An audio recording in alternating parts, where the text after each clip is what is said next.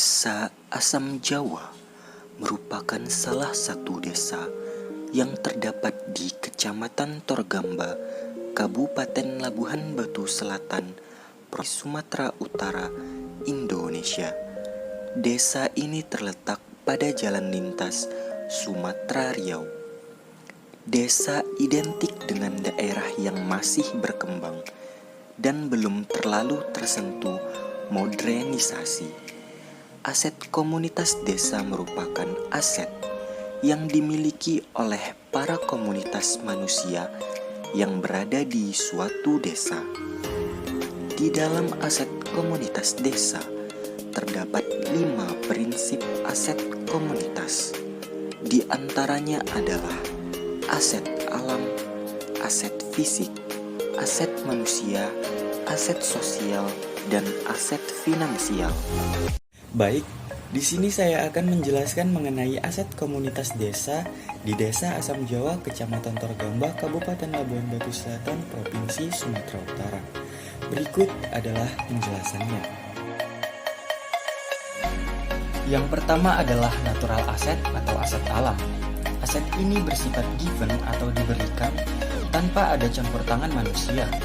Contoh dari aset alam di Desa Asam Jawa adalah Sungai Barumun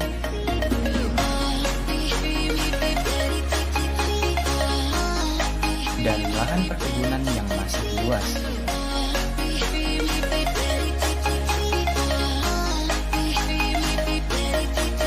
Yang kedua adalah physical asset atau aset fisik. Aset fisik sudah ada campur tangan oleh manusia di dalamnya untuk memenuhi kebutuhan yang diperlukan. Aset fisik ini dibedakan menjadi 2. Yang pertama adalah building, yang kedua adalah infrastruktur. Contoh dari building adalah kantor kepala desa, sekolah, masjid, gereja, KUD, dan pasar. Kemudian untuk contoh infrastruktur seperti jembatan dan jalan raya.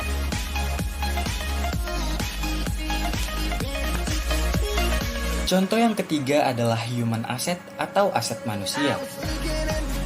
Aset manusia menunjukkan kapabilitas yang dimiliki oleh setiap individu dalam komunitas berdasarkan pengetahuan, keterampilan, kesehatan, dan pemenuhan gizi.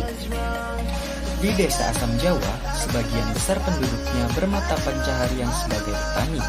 Selain petani, juga ada yang sebagai dokter, polisi, tentara, pedagang, dan lain-lain.